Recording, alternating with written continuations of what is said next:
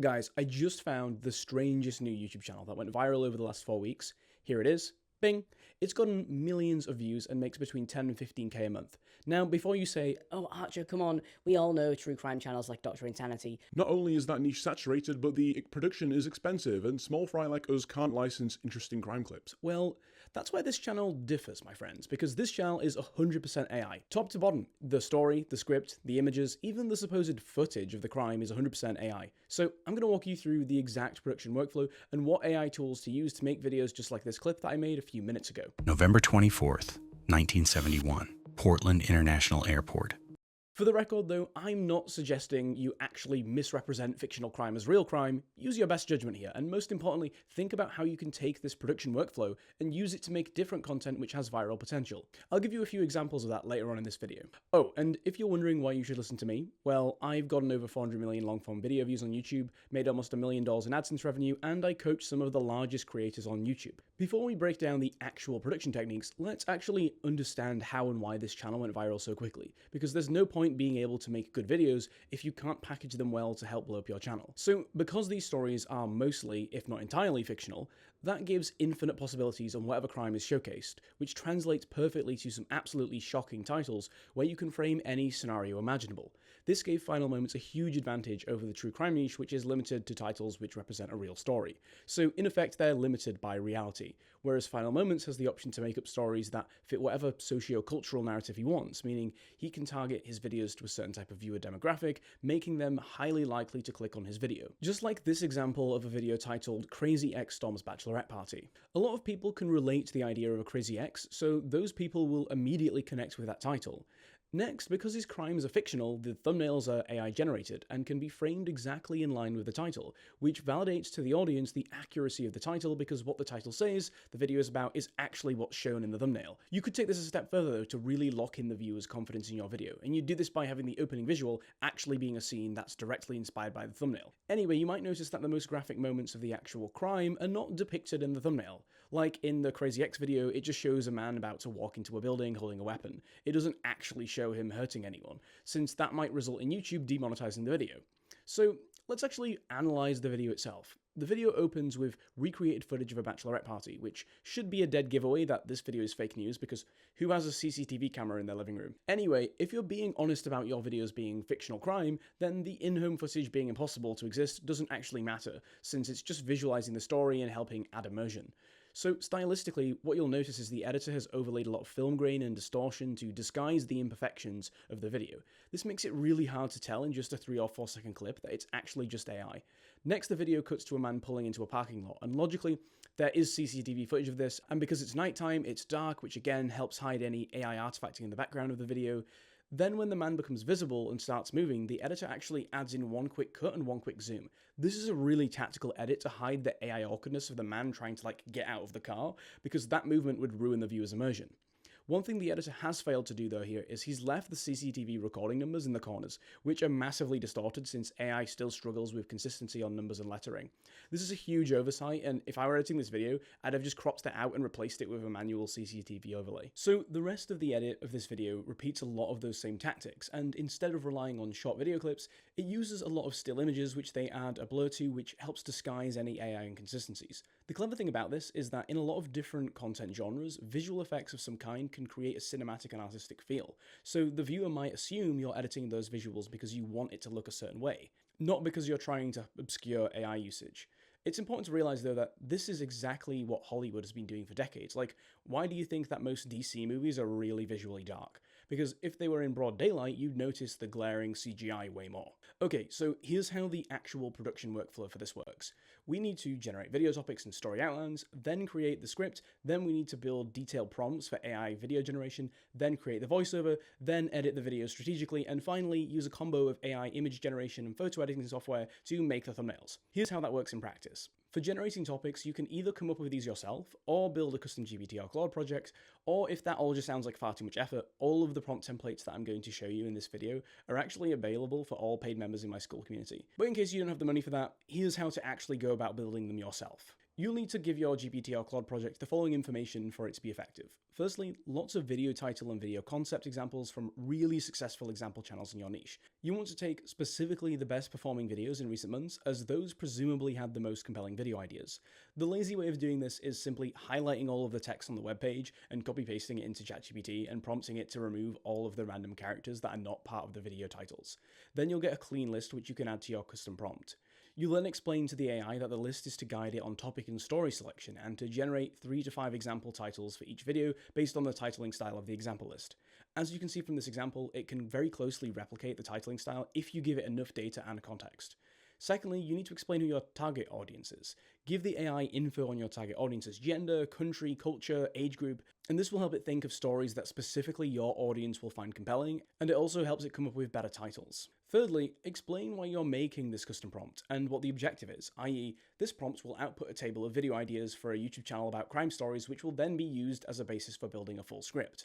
I like to get this output in a very specific format so that I can just copy paste it into a massive Excel, which can track video ideas and which ones that I've approved or rejected. I usually split this column into title ideas, video summary, sources in case any real reference material has been used, and the genre of the video. And you want the genre to be stated because you want to make sure that your videos are somewhat varied so they don't become really repetitive and boring. Once you've written that custom GPT, test it a few times with slightly differently written prompts just to make sure that it's giving you the output that you're actually looking for.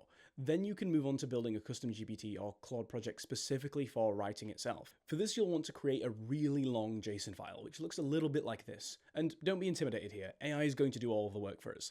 And you have two options. If you have an example channel whose writing style and structure you want to emulate, extract one of their videos transcripts with a free tool like the Glass Chrome extension, and then ask ChatGPT to make you an editable JSON prompt based on that script. And if you don't have an example script or you want to be a little bit more original, that's okay too. Just write a detailed prompt into ChatGPT explaining what style of scripts you want, and then ask it to make the JSON for you.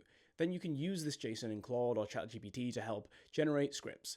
I'm showing a free version of Claude here because it's got a higher character output than the free version of ChatGPT, but generally I'd recommend you commit to buying a proper subscription for either of these tools, whichever you prefer, because the free versions are kind of limited and reduce your productive efficiency. So that JSON file acts as a solid base for your script writing, but you'll still need to manually add in some extra bits of context, so I've found that the best approach to this is to use the JSON and a few naturally written paragraphs explaining what you want and any hard rules you want the AI to follow. And once you've done this, you should trial and error script generation until the prompt is reliable and giving you high quality scripts. Another quick hack here is to get the prompt to also give you a YouTube video description based on the script. For better results here, just train your prompt on the correct video description structure so it's consistent from one video to the next. Okay, now we can move on to the fun bit, actually making the visuals. If you're in the US or Canada, you can probably get access to Sora 2 directly via an invite, but if you're like me and you're not that lucky, then you can either use Artlist or Higgsfield to access Sora 2 indirectly. Fair warning though, these subscriptions get expensive pretty quickly, so make sure that you're using reliable prompt templates like the ones in my school community so that you're not wasting credits and any generation attempts. So for your AI video prompts, you can either take a visual suggestion that your script's generated and expand it or create one yourself. The key here is giving it as much descriptive detail as possible. This will prevent Sora 2 from having to guess what you want and then making loads of random stuff which isn't suitable for your scene. Anyway, here's a scene I generated earlier as an example. It's worth noting that in these types of videos, you don't need dozens of AI videos. You only need maybe 5 or 6 core clips to tell the story and set the scene, and the rest of the video can be made up of freeze frames or separate images that you've generated. This will save you a lot of money. Once you've generated all of these scenes you need for your video, then you can copy-paste your script into 11 Labs to then create the voiceover. Now, the key here is using Claude to refine your script so it's written in a way that 11 Labs reads naturally. For example, anything that is written as an acronym or a combination of letters and numbers is likely to be read in a really weird way. So your script prompt actually needs to include instructions to avoid this, and to go a step further, even including your script prompt instructions to create really detailed visual descriptions, which you can then use in Sora 2.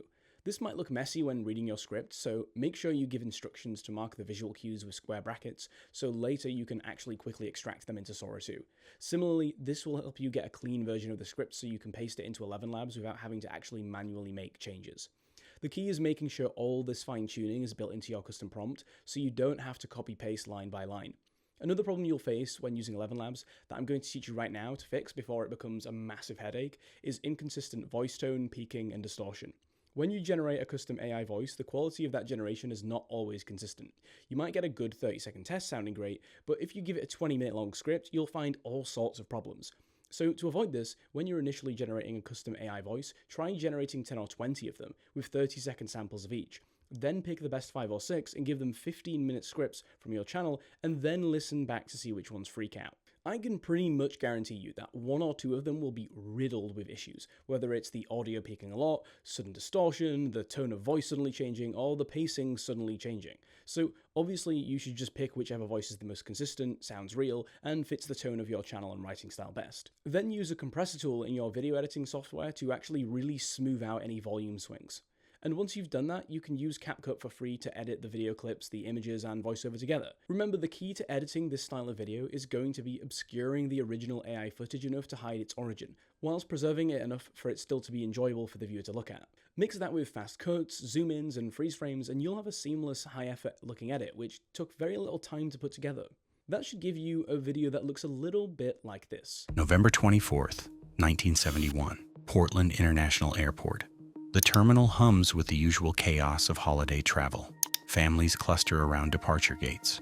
At the ticket counter, a man approaches. He wears a dark suit, black tie, white shirt, dark sunglasses despite the gray afternoon light. He carries a briefcase. Nothing unusual, nothing memorable. His voice is calm when he speaks. "One ticket to Seattle, please." But we aren't finished. You still need to package your video nicely. So you already have title ideas from ChatGPT, but they can be a bit sterile and too literal sometimes. So feel free to tweak them line by line and make sure that it resonates with your audience.